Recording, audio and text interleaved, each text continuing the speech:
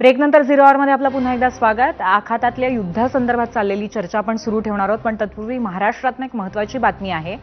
महाविकास आघाडीकडनं राज्यसभेसाठी शरद पवारांना संधी मिळणार का असा प्रश्न आता उपस्थित झालेला आहे। शरद पवारांच्या नावावरती तिन्ही पक्षातील प्रमुख नेत्यांमध्ये एकमत झाल्याचं सूत्रांच्या माध्यमातून कळतंय।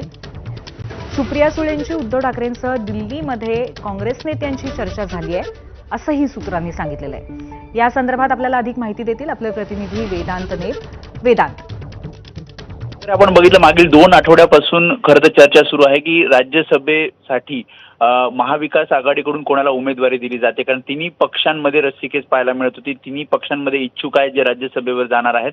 मात्र जी माहिती सूत्रांकडून मिळते त्यामध्ये शरद पवार स्वतः इच्छुक पुन्हा एकदा राज्यसभेवर जाण्यासाठी आहेत आणि त्या सगळ्या संदर्भात जयंत पाटील, सुप्रिया सुळे हे उद्धव ठाकरे यांना मातोश्रीवर भेटण्यासाठी गेले आहेत।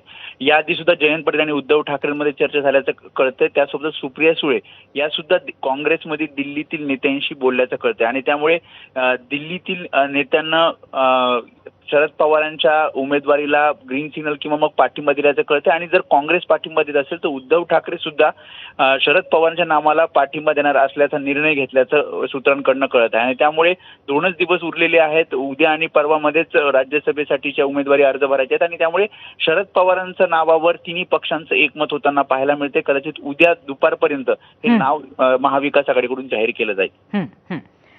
धन्यवाद वेदांत दिलेल्या माहितीबद्दल। त्यामुळे महाविकास आघाडीमध्ये आधी प्रचंड मोठ्या प्रमाणावरती मतभेद असले राज्यसभेच्या जागेसाठी, तरी सुद्धा आता शरद पवारांच्या नावावरती तिन्ही पक्षातल्या नेत्यांचं एकमत झाल्याचं सूत्रांच्या माध्यमातून कळतंय।